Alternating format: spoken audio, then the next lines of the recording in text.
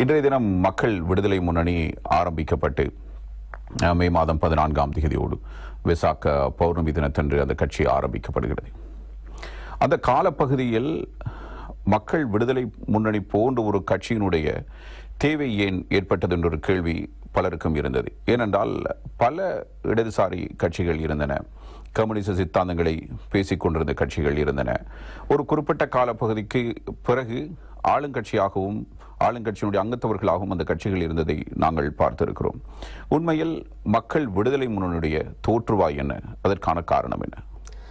நீங்கள் குறிப்பிட்டது போன்று இடதுசாரிகள் என்ற போர்வையில் அன்று இடதுசாரிகள் இருந்தார்களே தவிர அவர்கள் மக்களது அபிலாஷைகளை, அதாவது பாட்டாளி வர்க்கத்தின் அபிலாஷைகளை பூர்த்தி செய்யாதன் காரணமாக இந்த இயக்கம் தலையெடுப்பதற்கான, அதாவது உருவாவதற்கான ஒரு கால்கோல் இடப்பட்டது என்று குறிப்பிடலாம்.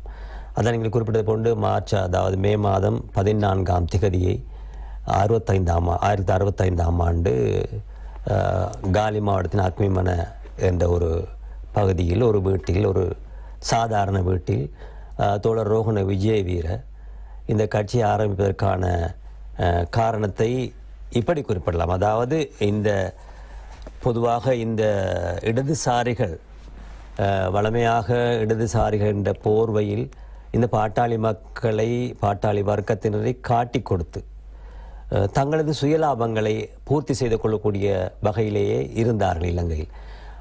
அது உலகம் முழுவதும் பறந்துபட்டு இருந்தது. அதாவது எல்லா நாடுகளிலும் இவ்வாறான ஒரு நிலை காணப்பட்டது. சில இடங்களில், சில நாடுகளில் அவை செம்மையாக இருந்தாலும் கூட பல நாடுகளில் அதில் பல குளறுபடிகள் இருந்தன. அதற்கு போன்று இலங்கையிலும் அந்த குளறுபடி இருந்தது. பொதுவாக 1961ஆம் ஆண்டு இலங்கையில் கம்யூனிச கட்சி மற்றும் சமசமாஜ கட்சி மற்றும் ஐக்கிய முன்னணி ஆகியன ஒரு 21 அம்ச கோரிக்கையை முன்னிறுத்தி ஒரு போராட்டம் ஆரம்பிக்கப்பட்டது. ஆனால் அந்த போராட்டம் அந்த ஆண்டு அங்கிருந்த ஆட்சியாளர்களால் விலைக்கு வாங்கப்பட்டது என்று குறிப்பிடலாம்.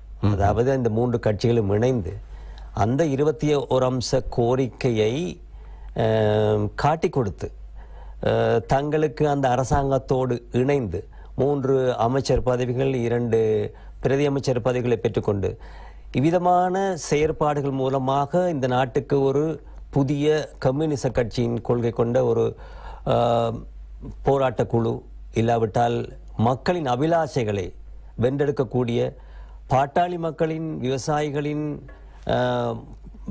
கோரிக்கைகளை வென்றெடுக்கக்கூடிய ஒரு கட்சியை உருவாக்க வேண்டும் என்ற ஒரு நிலை ஆண்டுதான் உருவாகிறது. ஆகவே அந்த 65ஆம் ஆண்டு மே மாதம் 14ஆம் திகதி இதற்கான விதை இடப்பட்டது என்று குறிப்பிடலாம்.